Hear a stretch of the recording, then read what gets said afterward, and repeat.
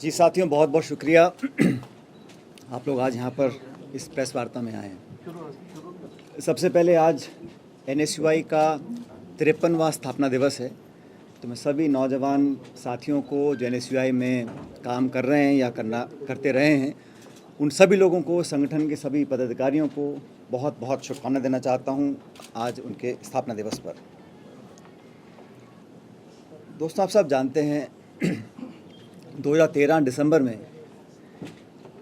Congress party की सरकार थी और हम चुनाव हार गए थे। उसके पश्चात कांग्रेस अध्यक्षा ने, राहुल जी ने, कांग्रेस पार्टी ने मुझको कांग्रेस पार्टी का अध्यक्ष बनाया था और अध्यक्ष बनने के बाद पूरे 5 साल का कार्यकाल मेरा रहा। इस कार्यकाल में सरकार वसुंधरा जी की थी और 163 के बहुमत के साथ एक मजबूत सरकार राजस्थान में बनी थी।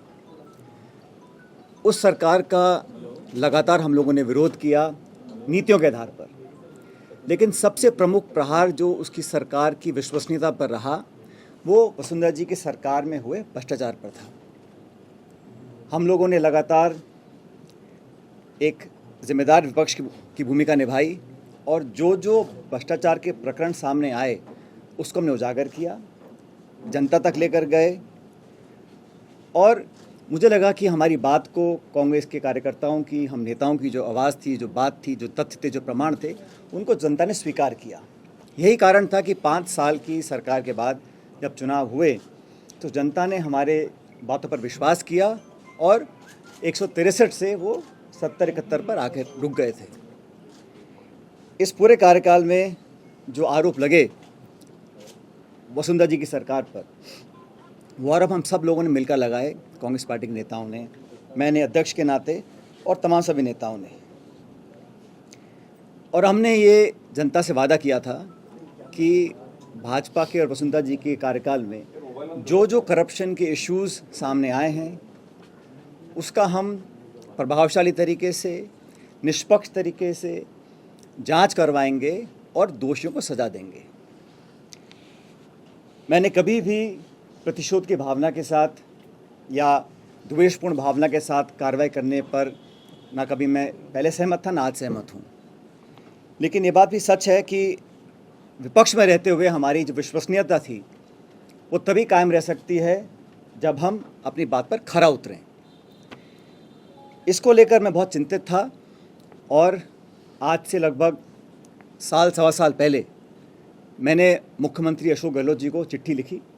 उनको मैंने कहा, वो चिट्ठी मेरे साथ है, मेरे सामने है, मैंने बड़े विस्तार से पूरे घटनाक्रम का विवरण उसमें रखा और मैंने कहा कि हमारी सरकार को बने अब लगभग 3.5 साल हो गए। उस समय अब समय आ गया कि हम लोग अपने वादों पर खरा उतरें।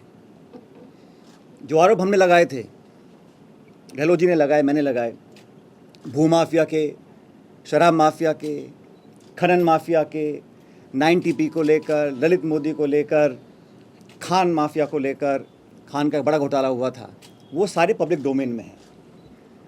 मैंने उनसे आग्रह किया था कि 1.5 साल बचा है चुनाव में और हम लोगों को, कांग्रेस जनों को ये दिखाना पड़ेगा कि हमारी कथनी और करनी में फ़र्क नहीं है। मैंने तमाम जो हमारे स्टेटमेंट्स थे, जो हमने प्रतिक्रियाएं दी थी, जनसभाओं में, प्रेस वार्ता में जो आरोप लगाए थे, वो सब उनको मैंने दिए और उसकी कॉपी मैंने AICC में तमाम लीडरशिप्स को दी कि हम चाहते थे संज्ञान इसका लिया जाए। ये पहली चिट्ठी मैंने लिखी थी 28 मार्च 2022 को।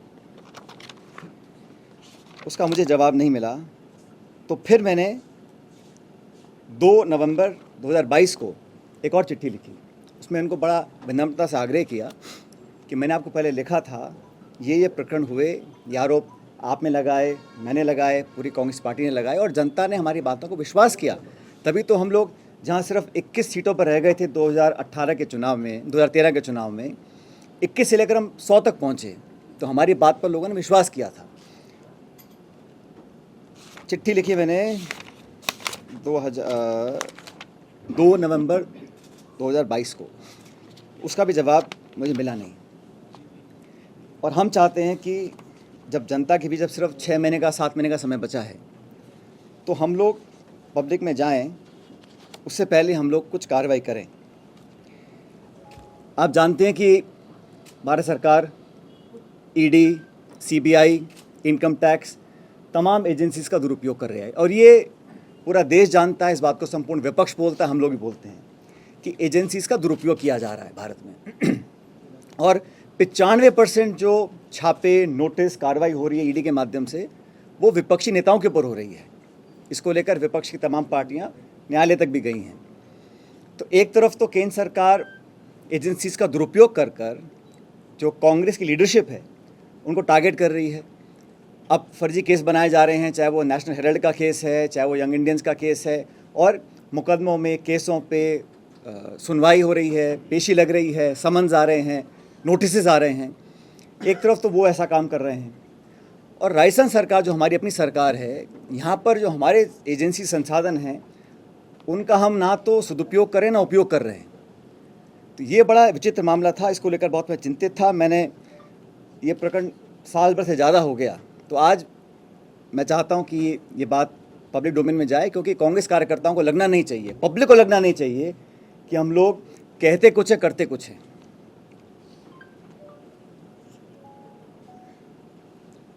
हमारे विरोधी इस भ्रम को फैलाने की भी कोशिश कर सकते हैं कि कहीं कोई मिलीभगत तो नहीं है, क्योंकि कांग्रेस के पिछले कार्यकाल में भी जब हमने 22,000 करोड़ का घोटाले का आरोप लगाया था, तो उस समय कांग्रेस सरकार ने भी एक माथुर आयोग का गठन किया था। लेकिन न्यायालय ने कहा कि जो गठन हुआ है आयोग का, वो प्रॉपर तरीके से नहीं किया गया, उसमें कोई लीगल कमियां रह गई थी और उसको खारिज कर दिया। तो ये भ्रम भी फैलाया जा सकता है विरोधियों के माध्यम से। हमारे विरोधी बोल सकते हैं कि भाई ये तो मिलीभगत यहाँ पर हो रही है। और वसुंधरा जी का कार्यकाल हम सब ने पब्लिकली कहा कि राजस्थान सरकार का सबसे भ्रष्ट कार्यकाल था, और तमाम प्रकरण सामने आए, उसकी लिस्ट मैं आप लोगों को अभी देता हूँ। तो इस धारणा को तोड़ना, प्रभावी तरीके से तोड़ना कि कहीं ऊपरी मिलीभगत तो नहीं थी, बहुत ज़रूरी हो गया, क्योंकि चुनाव में अब सिर्फ 6-7 महीने का समय रह गया है।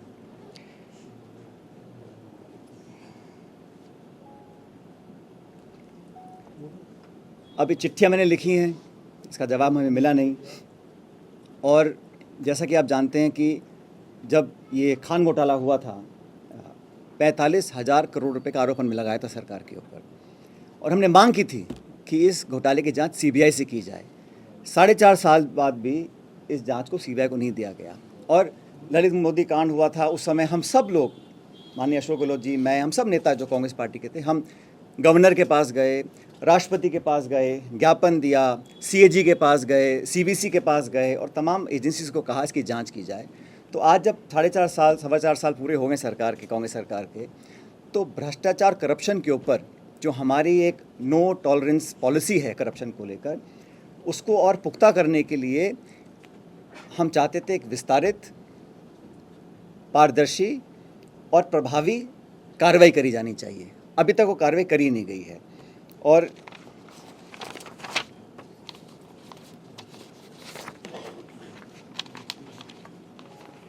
ये 2 चिट्ठियां हैं जो मैंने लिखी थी गहलोत जी को 2022 में, मार्च में और नवंबर के अंदर। इसकी कॉपी मैं आपको दूंगा। लेकिन साथ ही साथ ये जो मैं कह रहा हूँ, ये सब हम एक छोटा सा वीडियो हमारे पास है जो इकट्ठा किया था, जो पब्लिक डोमेन में हमने बातें करी थी। मैं चाहता हूँ उसको आप जरा प्ले करना, 1 मिनट।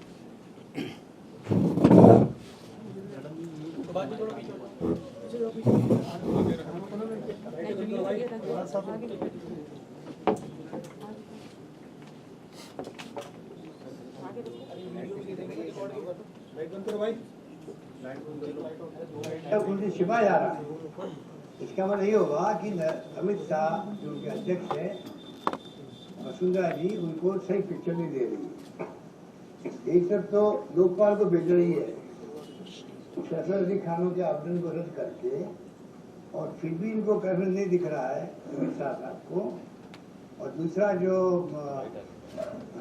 2.5 करोड़ में पकड़े गए हैं, उनके लोग जेल में बैठे हुए हैं, फिर भी नहीं दिख रहा वो करप्शन।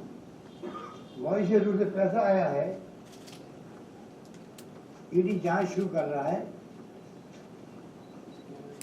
फिर भी वो करप्शन नहीं दिख रहा है। उसका क्या कहना है?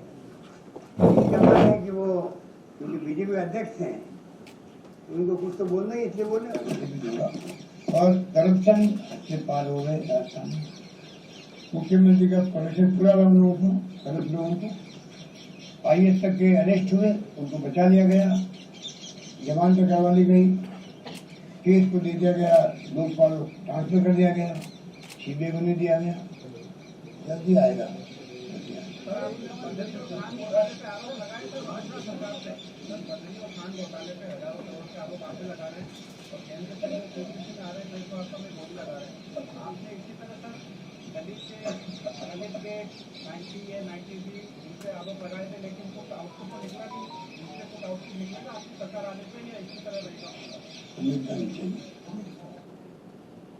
बिजली के अवैध जो खनन हो रहा है उसमें पूरी तरह वसुंधरा गवर्नमेंट वसुंधरा इन्वॉल्व है, पूरी तरह। इस प्रकार से जब से शासन आई है तब से बजरी माफियाओं के साथ छांटकाट करके जो खेल खेला गया है, आम जनता समझ नहीं पा रही है।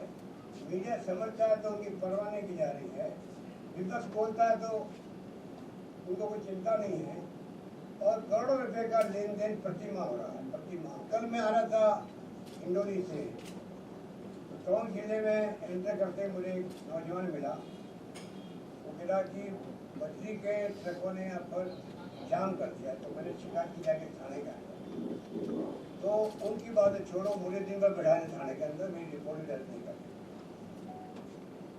अब आप कल्पना करो, चोरी और छीना चोरी, बजरी माफिया खड़े करे, शिकायत करें थाने के अंदर, क्योंकि थाने में वहाँ पाबंदी पहुँचती है। मैंने टोंक आके टेलीफोन किया कलेक्टर साहब को, कृपा करके देखो क्या मांगता है। तो ये जो राज जिस प्रकार से चल रहा राजस्थान में, वो बहुत ही निराशाजनक भी है, अफसोसजनक भी है, क्योंकि भारी बहुमत दिया जनता ने। और अब दौरे चले 4 दिन के। शराब जो है, शराब वही बता दूंगा, शराब जो है उसमें जो बेईमानी हो रही है वो जग जायज है, कई बार मीडिया में आ चुका है। और सरकार बजरी माफिया वाले क्या कर रहे हैं, डोसा के अंदर, जोधपुर के अंदर आप लोग छापते रहते हैं, दड़ा कर पीट रहे हैं टीमों को। ये नौबत क्यों आई? क्योंकि आपने जानबूझ के साल भर को छूट दे रखी है, बजरी माफिया को लूट लेती है और पैसा कौन का ऊपर तक, इसलिए आपने छूट दे रखी है। और तमाम आपने पुलिस वालों को सस्पेंड कर दिया, मैंने सुना है 19 को किया है, 16 को किया। तो मैं पूछना चाहूंगा कि अगर ये साल भर पहले आप कदम उठाते तो पूरा राजस्थान लूटता नहीं आए। 5,000 की ट्रक जो है 30,000 40,000 बिक रही है, मकान को बना नहीं पा रहा है, और पूरी बंदी हुई है, माइंस से लगा करके ऊपर तक।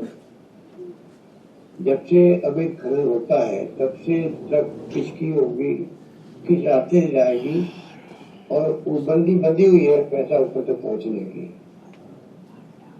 ये आपने क्यों होने दिया, इसका जवाब जनता को देना चाहिए। मुख्यमंत्री चारों ओर हाहाकार मचा हुआ है बजरी माफियाओं ने।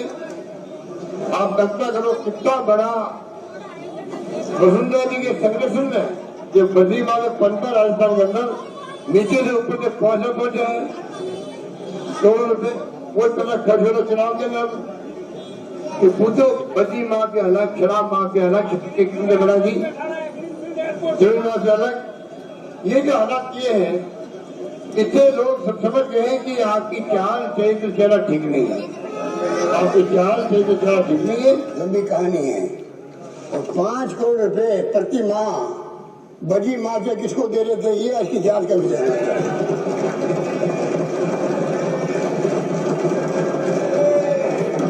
प्रतिवर्ष नहीं, प्रति माह 5 करोड़ रुपए कहाँ जा रहे थे, ये बताइए मुझे। आप हमसे पूछते हो कि बजरी आबकारी के अंदर तो जिस प्रकार लूट मची सरकार ने, उन्होंने रिकॉर्ड बनाया। ये बीजेपी सरकार पहली सरकार है जिसने जनता को लूटना स्वीकार करवाया, करप्शन के माध्यम से। जनता की जेब से पैसा निकालो शराब की कीमतें बढ़ा दी गई अनऑफिशियली, और पर दुकान 25,000 रुपये वसूल किए गए पूरे राजस्थान से। लाखों करोड़ रुपए इकट्ठे हुए इनके, वो पैसे कहाँ गए मुझे पता नहीं। मस्जिदी को करप्ट कर दिए लोगों ने। खुद के स्वार्थ में पैसा ऊपर तक पहुंचता था। खुद के स्वार्थ में शराब की जो रेट होती, फिक्स रेट होती है एमएसपी की, एमआरपी, उसको बदल करके आपने छूट दे दी कि आप जनता को लूटो, और वसूली शुरू हो गई। ऐसे ऐसे काम इन्होंने किए थे, उसको ठीक करने में लोग लगे हुए। बजरी के अंदर भी यही मामला है। अवैध खनन करो, 5,000 की ट्रक है वो 30,000 में बेचो, 40,000 में बेचो, कुछ भी करो, पैसा ऊपर तक पहुंचना चाहिए। 55 करोड़ रुपया प्रति माह पहुंचे ऊपर, ये स्थिति बनी थी। और पूरा सिस्टम जो था, पुलिस का, माइनिंग का, ट्रांसपोर्ट कंपनियों का, वो पूरे सिस्टम को बर्बाद कर दिया उन्होंने, पूरे सबको करप्ट कर दिया। ऐसी हरकतें मैंने कभी देखी नहीं आज तक। आग लगी हुई दिल के अंदर, जिसका पूरा देश दुनिया देखा इनके कारनामों को, कैसे मॉरिशस रूट से पैसा आया, पैसा गया कैसे बाहर, कितना गया होगा। यहाँ के विषय यही होना चाहिए कितना करोड़ों अरबों में रुपया गया है, जो 5 साल की लूट बचेगी उस वक्त में।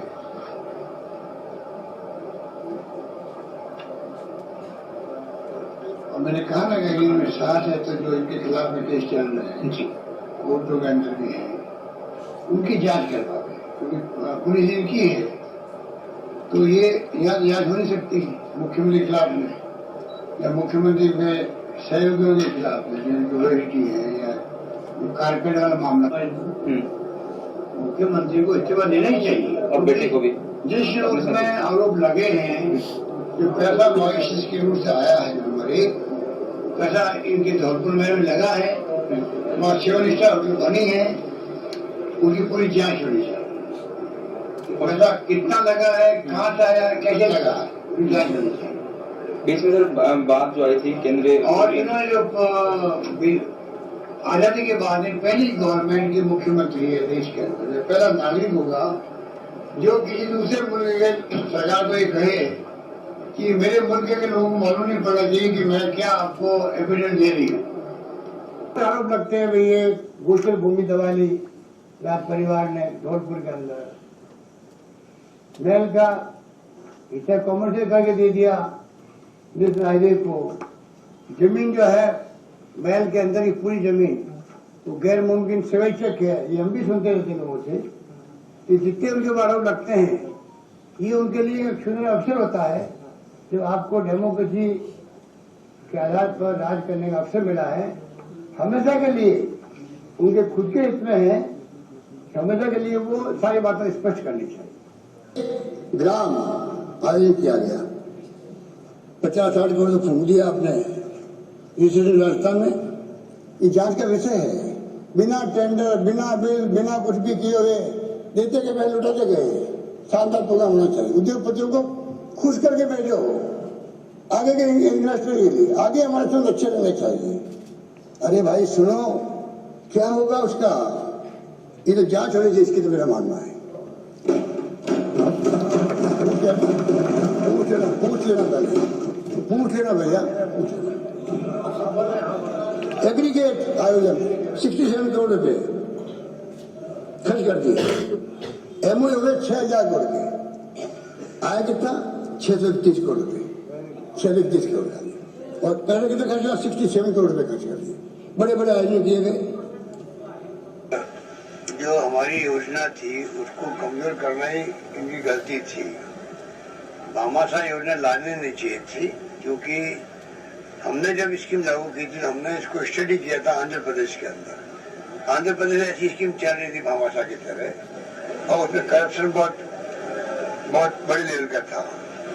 पता पड़ता नहीं कौन सा इलाज कौन करवा रहा, कहाँ करवा रहा है, फिर उसके बिल पेश करो, तो उसमें डिफिकल्टी आ रही थी करप्शन की। इन्होंने अपनी जिद को पूरा करने के लिए हमारी योजना, क्योंकि हमारे वक्त में लागू की, जैसे मैंने कहा, इन्होंने हर हमारी योजनाओं को नाम बदलना या काम बदलना, कमजोर करना, ये काम किया 5 साल तक।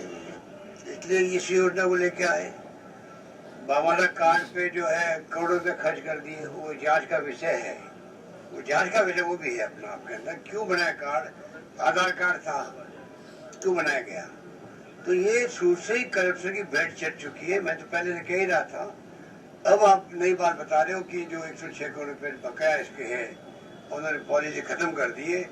पॉलिसी मान लो वापस पेमेंट कर देंगे, वापस शुरू भी हो जाएगी। अल्टीमेटली इसमें बहुत भयंकर करप्शन होता है और करप्शन को रोक नहीं पाता है।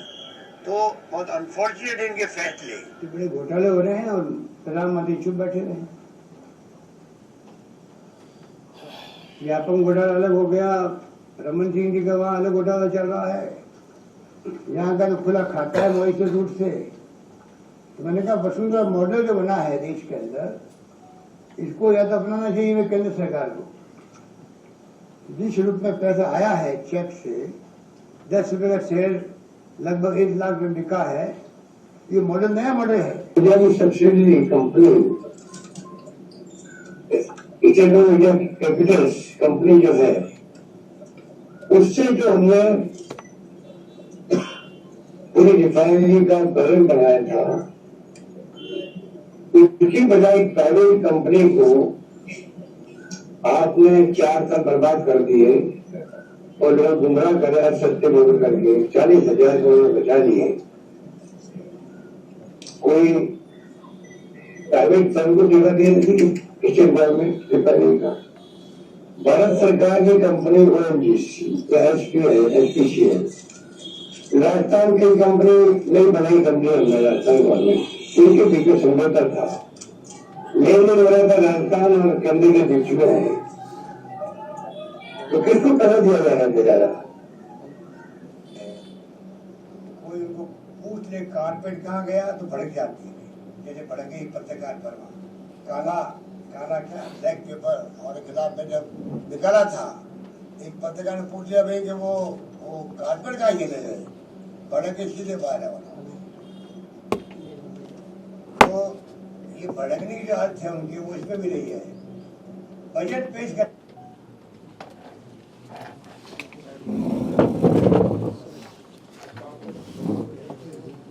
अब साथियों, ये जो करप्शन को लेकर गहलोत साहब ने जो बातें बोली हैं, इससे कहीं ज़्यादा मैंने भी बोली थी और हमने मिलकर बोली थी। और मैं समझता हूँ अब समय आ गया कि इस पर हम अपनी स्थिति स्पष्ट करें। और जैसे मैंने पहले कहा, हमारे विरोधी कई बार आरोप लगा सकते हैं कि क्या कोई मिलीभगत है या क्या मसला है कि हम बार बार सरकार बनाने के बावजूद भी, क्योंकि करप्शन ऐसा इशू है जो पब्लिक को छूता है।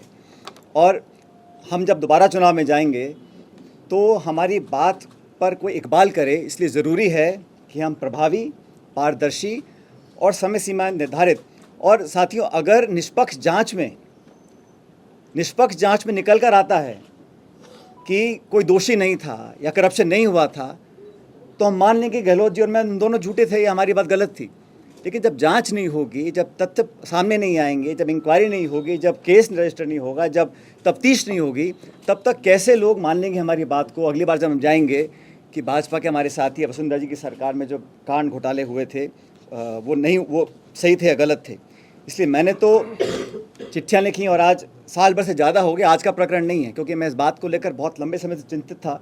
मैं कांग्रेस पार्टी का अध्यक्ष था और उस समय जब हमने बात रखी थी तो जनता को, पार्टी को, वर्कर्स को, देश को ये हमने आश्वासित किया था कि हम बिना भेदभाव के जांच करवाएंगे। और हमारे पास उस वक्त पूरा तथ्य हमारे पास है। हम विपक्ष में थे, जब हम विपक्ष में थे तब तथ्य हमारे पास आ रहे थे। तो मैं नहीं मानता हूँ कि सरकार में आने के बाद हमारे पास वो संकल्प शक्ति नहीं होगी कि हम उन तथ्यों को उजागर कर सकें। और ये जांच का विषय मैंने नहीं कहा, तो कई बार आप देखा मुख्यमंत्री जी ने बोला है, कई बार सदन में बोला है, सदन के बाहर बोला है। तो इसलिए मैं समझता हूँ बहुत ज़रूरी है, लेकिन दुर्भाग्यवश अभी तक इस पर कार्रवाई हुई नहीं है। 6-7 महीने में आचार संहिता लग जाएगी। इसलिए मैं ये आपके बीच साझा करना चाहता था। और साथियों, कई बार आप मुझसे सवाल पूछते हो और मैं जवाब देता हूँ कि मैंने कांग्रेस लीडरशिप को राजस्थान के संदर्भ में कई सुझाव दिए हैं। मैंने कहा ना आप लोगों कई बार, उनमें से एक सुझाव ये भी था कि पार्टी की साख बचाए रखने के लिए पार्टी के नेताओं द्वारा दिए गए आश्वासन और भाषण ऐसे ना लगें कि हम सिर्फ चुनावी रोटी सेकने के लिए झूठे मूठे आरोप लगाते हैं और सत्ता में आने के बाद हम सब भूल जाते हैं। तो ये सुझाव भी मैंने लीडरशिप को दिया था, लेकिन अभी तक इस पर कार्रवाई हुई नहीं है, ये हम सब जानते हैं। इसी को देखते हुए, क्योंकि 11 अप्रैल को महान समाज सुधारक लगभग 200 साल पहले जन्मे ज्योतिबा फूले जी की जयंती है, इसलिए मैं 11 अप्रैल को राजस्थान में शहीद स्मारक के ऊपर एक दिन का अनशन करूंगा, इस बात को दोबारा रखने के लिए कि करप्शन को लेकर हमारी सरकार जो कहती है हम कर दिखाएंगे। और एक दिन का अनशन 11 अप्रैल को मैं रखूंगा शहीद स्मारक पर। इस बारे में मैंने जिला प्रशासन को सूचित कर दिया है। अनशन करप्शन के खिलाफ कार्रवाई करने को रखा जाएगा। अब तक जो हम नहीं कर सके 4.25 साल में, उसको करने के लिए, ताकि मैं फिर कहना चाहता हूँ, जनता जनार्दन है और हर पार्टी को अपनी बात पर विश्वास कायम कराने के लिए प्रमाण देना जरूरी है।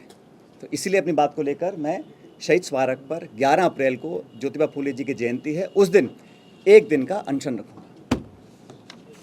क्या ये माना जाए, मुख्यमंत्री का बार-बार नकाब खींच रहे हैं, लेकिन आलाकमान कोई कार्रवाई नहीं कर रही है, क्या ये माना जाए आलाकमान और सीएम की भी मिली भगत है कहीं ना कहीं? मैंने तो कहा सरकार हमारी है, 4.25 साल हो गए हैं, मैंने बार बार चिट्ठियाँ लिखी हैं, प्रमाण दिए हैं, और जो आपको आज देखने को मिला है ये सब मैंने बनाकर भेजा है। जो प्रेस में कटिंग्स आई हैं, जो मीडिया में हमने कहा है, पब्लिक मीटिंग्स में कहा है, और जब दोबारा हम जाएंगे चुनाव में और भाजपा पे आरोप लगाएंगे तो जनता हम पे विश्वास क्यों करेगी? इसलिए अपनी विश्वसनीयता बनाने के लिए ये बहुत ज़रूरी है कि हम कुछ कर दिखाएं। और मैंने कहा ना, ये जो मिली भगत का आरोप हमारे विरोधी लगा सकते हैं, भ्रम फैलाने की कोशिश कर सकते हैं कि कहीं वसुंधरा जी या मुख्यमंत्री जी या किसी और का कहीं कोई आपस में गठजोड़ तो नहीं है, क्योंकि पिछली सरकार में हमने आरोप लगाया, कमीशन बनाया, उसमें कुछ कमी आ गई, उस पर कार्रवाई नहीं हुई। दोबारा सरकार में बीजेपी आई, हमने और बड़े आरोप लगाए, हम राष्ट्रपति के पास गए, गवर्नर के पास गए, ज्ञापन दिया, लोगों को आश्वासित किया। 4.25 साल हो गए और हमने कोई कार्रवाई नहीं करी है, कम से कम मेरी जानकारी में तो नहीं है। इसलिए मैं चाहता था कि पब्लिक में हम लोगों की बात जनता माने अगली बार भी, इसलिए कदम उठाना जरूरी है। ये कांग्रेस मॉडल जो राजस्थान मॉडल प्रमोट कर रही है, कि राजस्थान मॉडल के बारे में बात की जा रही है, क्या आपके अनुसार राजस्थान मॉडल वैसा नहीं है जैसा दिखाया जा रहा है? भाई, मैंने तो जो मुझे इशू लगा पब्लिक डोमेन में आना चाहिए, जिस इशू को लेकर मैं 5 साल में संघर्ष किया, और मैं जब अध्यक्ष था तब हम सब लोगों ने, ये ऐसा नहीं है कि किसी एक, मैंने तो अशोक जी से बहुत ज़्यादा बोला है इस बारे में, हम सब ने बोला है, लेकिन सरकार जब बनी है तो पार्टी की सरकार बनी है। तो इसलिए मैं चाहता हूं जो हम बोल रहे हैं, सदन के अंदर बोल रहे हैं, जांच का विषय है, जांच का विषय है, जांच का विषय है, कितनी बार मैंने बोला, कितनी बार गहलोत साहब ने बोला, तो उस पर तो हमें कार्रवाई करनी, अभी तक नहीं करी, ये बहुत बड़ा सवाल है। और समय कितना बचा है? आपके सुझाव पार्टी क्यों नहीं मान रही, क्या लगता है? ये सुझाव पे कार्रवाई करने का काम सरकार का है, इसमें संगठन का कोई ज़्यादा लेना देना नहीं है, सरकार की जिम्मेदारी है। क्या करें? आपके अनशन में कौन-कौन एमएलए मंत्री बैठेंगे? मैं बैठूंगा जी, हाँ गोयल साहब, मैं बैठूंगा। सचिन सर, अशोक गहलोत जी ने तो आपके ऊपर भी बहुत सारे आरोप लगाए, लेकिन आपने तो उन आरोपों को कोई जवाब ही नहीं दिया आज तक। भाई, आरोप नहीं लगा रहा हूँ मैं, आपने मेरे ढंग से सुना नहीं। मैं तो आपके ऊपर खूब आरोप लगाए। मैं तो सिर्फ तथ्य प्रमाण के साथ रख रहा हूँ सामने, अब तक का इतिहास बता रहा हूँ और हमें क्या करना चाहिए इस पर अपना बात रख रहा हूँ। आरोप प्रत्यारोप राजनीति मैं नहीं करता हूँ। तो मेरा ये सवाल था कि आपने वसुंधरा राजे के बंगले के ऊपर भी कहा था कि उनको छोड़ना चाहिए, लेकिन आप 3 साल से उप मुख्यमंत्री नहीं है, आपकी नैतिकता आपको नहीं कहती है बंगला? सरकार अपने विवेक से बंगले आवंटित करती है, जिसको करना है करे, नहीं करना ना करे, जो सरकार का आदेश होगा हम सब मानेंगे उसको। सचिन जी, आपको नहीं लगता आपने कई चिट्ठियां लिख दी, तो मंशा तो जाहिर है सरकार की कि वो आपकी चिट्ठियों को बहुत ज्यादा गंभीरता से नहीं ले रही, ऐसे में आपका अनशन, आपको लगता है कोई और रास्ता? भाई, उम्मीद पे दुनिया कायम है, क्यों नहीं करेंगे, रह गया इसलिए आज मुझे करना पड़ा। नहीं तो मैं तो चिट्ठी, आपको पता है चिट्ठी लिखी है मैंने, आज 1 साल से ऊपर हो गया, आज मैं क्यों बोल रहा हूँ? ये नहीं कि मैं आज सो के जागा हूँ, मैं तो बहुत पहले से कहता आया हूँ, फिर चिट्ठा लिखता आया हूँ, आग्रह करता आया हूँ। अब जब नहीं हो रही कार्रवाई, इसलिए मुझे अनशन करना पड़ रहा है। पायलट साहब, ये माने कि अब आप आर पार की लड़ाई कर रहे हैं, ये आर पार की लड़ाई भ्रष्टाचार के खिलाफ है या सरकार के खिलाफ है? शशि जी, मैं तो एक इशू उठा रहा हूँ जो मेरे कार्यकाल में अध्यक्ष में था, हम सब लोगों ने उठाए थे और कई बार कहा था, उस पर कार्रवाई हो, ये मैं चाहता हूँ। इतना मेरा लिमिटेड ऑब्जेक्टिव है। जो पहले आपने मुद्दे उठाए, इससे पहले जो जिन लोगों पर कार्रवाई होनी थी, जिन्होंने अनुशासनहीनता की थी 25 सितंबर को, तो क्या अरे आज का इशू जो आपको बता दिया मैंने, पायलट वो साहब, तो आपको दूसरा लगता है इशू कि है। आप जब अनशन पे बैठेंगे उसके बाद जो आपने 2 पत्र क्योंकि पहले भी लिख चुके कार्रवाई नहीं हुई, अनशन पे बैठने के बाद सरकार कार्रवाई करेगी, अपनी बात जो पुरानी बात कही थी उस पर अमल करेगी? मैं उम्मीद रखता हूँ। पायलट साहब 11 अप्रैल को आप अनशन की बात कर रहे हैं, काफ़ी लेट नहीं कर दिया आपने क्या?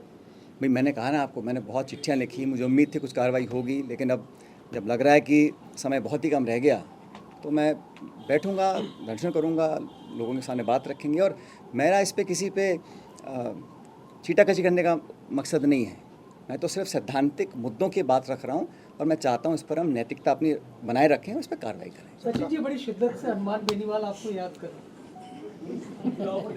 भाई ऐसा है। यार बोल जवाब तो देना। हाँ जाट साहब बोलो, क्या करें? पायलट साहब, अगर इस अनशन के बाद भी कुछ नहीं हुआ तो आगे क्या करना आप? आगे देखेंगे, लेकिन भाई हनुमान बेनीवाल जी ने मेरे ख्याल हनुमान जयंती पे कुछ कहा। अब भाई हर नेता को, हर पार्टी को अपनी बात रखने का अधिकार है, मैं क्या कह सकता हूँ। क्या ये माना जाए हनुमान बेनीवाल ने हनुमान जयंती पे कुछ कहा तो इसीलिए आप भ्रष्टाचार के मामलों की जांच के लिए फूली जयंती पर अनशन कर रहे हैं? वो एक बहुत ऐसा है, वो देश महाराष्ट्र में पैदा हुए, लेकिन पूरे संपूर्ण समाज और देश के लिए एक समाज सुधारक थे। उन्होंने मुद्दों को, समाज को बेहतर बनाने के लिए, उसमें करप्शन बहुत बड़ा इशू है, तो उनसे प्रेरणा लेके मैं करना चाह रहा था, इसलिए 11 तारीख को। पायलट साहब, अगर 11 अप्रैल को आप अनशन कर रहे हैं, अगर आपकी मांग नहीं मानी गई तो क्या इस इशू को आप जनता के बीच में ले जाएंगे? क्या मैं समझता हूँ कोई कारण नहीं है कि मांगे नहीं मानी जाएंगी। सरकार हमारी है, एजेंसी हमारी है, तथ्य हमारे सामने है, हमारा कमिटमेंट पब्लिक के अंदर है, तो बात ना मानने का सवाल नहीं उठता। सर आपने आज गुर्जर समाज में जो भर्ती को लेकर प्रक्रिया चल रहा है सर, जो आपस में ट्विटर वार चल रहा है सर, उसके बारे में क्या कहेंगे सर? ये इशू पे मैं आपको याद किया था, इसके संदर्भ में कोई सवाल आप पूछे। आपने खूब सारे घोटालों का जिक्र किया, लेकिन संजीवनी घोटाले का जिक्र नहीं किया, लेकिन मुख्यमंत्री सबसे ज्यादा सीरियस उसी घोटाले उस पर तो कार्रवाई कर रहे हैं ना, अच्छी बात है।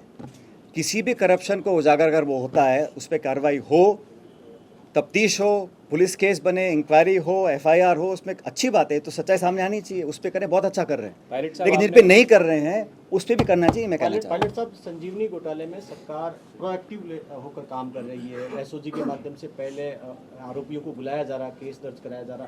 क्या आपको लगता है इस वाले मामले में भी सरकार प्रोएक्टिव होकर काम करे, अपनी तरफ से केस दर्ज करे? देवराज, ये तो मैं कह रहा हूँ कि सब पे कार्रवाई करनी चाहिए। करप्शन कोई भी करे, कितना बड़ा नेता हो, पद, विचारधारा, दल, पार्टी, ये साड़े नहीं आना चाहिए। और हम जब बातें जानते हैं, पब्लिक डोमेन में हम कह चुके हैं, फिर हम ना कार्रवाई करें, तब पीड़ा होती है। इसलिए मैंने चिट्ठियाँ लिखी हैं बहुत सारी। ऐसा नहीं है कि मैं एकदम से सो के उठा और मैंने कहा कि आज ऐसा करना चाहिए। मैंने बहुत आग्रह किए हैं, चिट्ठियाँ लिखी हैं, प्रमाण दिए हैं, सब कहा है करने के लिए, नहीं हुआ किसी कारणवश। इसलिए आज मैंने फैसला लिया है कि मैं 11 अप्रैल को अनशन करूंगा। सब कुछ होता है आपका, कितने बजे से बैठेंगे? 11 बजे से। टाइम टेबल भाई एक दिन का अनशन कर रहा हूँ, मैंने सूचित कर दिया जिला प्रशासन को कि शहीद स्मारक पे 11 बजे बैठूंगा। सचिन जी, आप अकेले बैठेंगे, आपके साथ कोई और भी विधायक बैठेंगे? मैं तो अकेली बात कर रहा हूँ आप लोगों से। सर, आपके साथ इतना सब कुछ होता है, पिछले 4.5 सालों में बहुत कुछ हुआ है, आपका BP क्या नॉर्मल रहता है या?